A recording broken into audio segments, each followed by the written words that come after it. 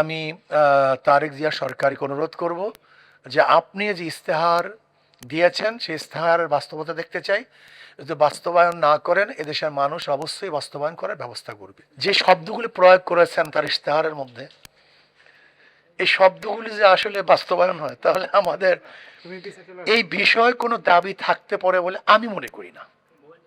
থাকবেই বা কিভাবে? সে সব সংকট দূর করে দিবেন।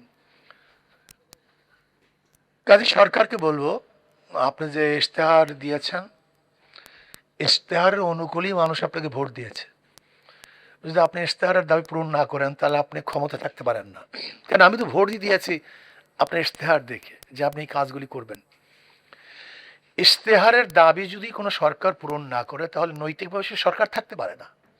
কেন, আমি ভোট দিয়েছি কেন? আমি তো প্রতিশ্রুতি দিয়েছি আমি কাজগুলি করব। কাজে আমি তারেক জিয়া সরকারকে বলবো যে আপনি যে ইশতেহার দিয়েছেন কত দিনের মধ্যে বাস্তবায়ন করবেন আমরা সেটা জানতে চাই। কত দিনের মধ্যে আপনারা প্রয়োগ করবেন, আইন পাশ করবেন, এটা আমরা জানতে চাই। যদি মনে করেন না যে আমি ধোঁকাবাজি করব, এটা বাস্তবায়ন করব না, তাহলে ইনশাআল্লাহ বাংলাদেশের তৌহিদে জনগণ বাস্তবায়ন করার জন্য যে পদক্ষেপের প্রয়োজন তারা গ্রহণ করতে বাধ্য হবে। আর আমি মনে করি ধর্মীয় শিক্ষক, ইসলামী শিক্ষক এই শব্দ আমরা কেন প্রয়োগ করি? ইসলামী শিক্ষক, ধর্মীয় শিক্ষক, ইসলামী শিক্ষক তো এক না। আমরা কেন এখানে হীনমন্যতায় ভুগি? এখানে কিন্তু ধর্মীয় শিক্ষক, ধর্মীয় শিক্ষক কেন? যদি অন্য ধর্মের, খ্রিস্টান ধর্ম না, খ্রিস্টান ধর্মের আন্দোলন করে তারা তাদের ধর্মীয় শিক্ষক নিয়োগ দিবে। বৌদ্ধ ধর্মরা তারা আন্দোলন করে তাদের বৌদ্ধ ধর্মের নিয়োগ দিবে, সমস্যা কি? আমরা ইসলাম ধর্ম যারা আছে ইসলামী শিক্ষক নিয়োগ দিব।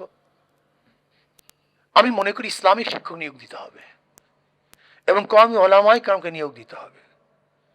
তাদের সার্টিফিকেট স্বীকৃতি নয়, এটা বাস্তবে দেখতে চাই। স্বীকৃতি বিকৃতি দরকারটা কি? স্বীকৃতি বাস্তবায়ন দেখতে চাই, শিক্ষার মান দেখতে চাই।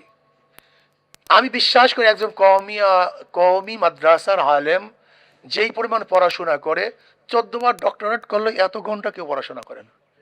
একজন ইফতার ছেলে যেই পরিমাণে পড়াশোনা করে, যত ঘন্টা পড়াশোনা করে, 14 বার ডক্টরেট করলে এত ঘন্টা পড়াশোনা করার মতো আমি দেখি না। আপনি বিশ্বাস করতে পারবেন না, অনেক ছাত্ররা তো 18 ঘন্টা পড়াশোনা করে, 18 ঘন্টা। আপনি চিন্তাও করতে পারবেন না। অনেকে হয়তো পরীক্ষার সময় করে, সারা বছর না।